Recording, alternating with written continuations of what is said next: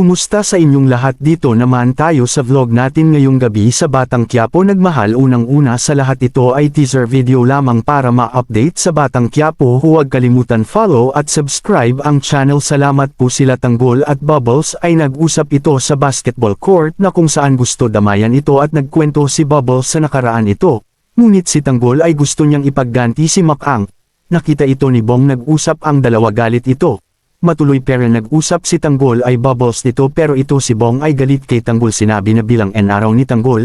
Bumalik na si Tanggol ay Bubbles din ay nag-iisa, iniisip si Tanggol sa problema.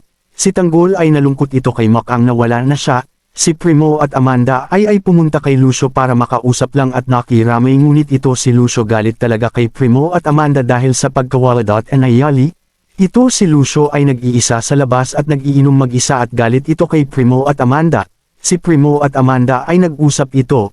Abangan bukas sa Batang Quiapo. Huwag kalimutan follow at subscribe ang channel. Salamat po.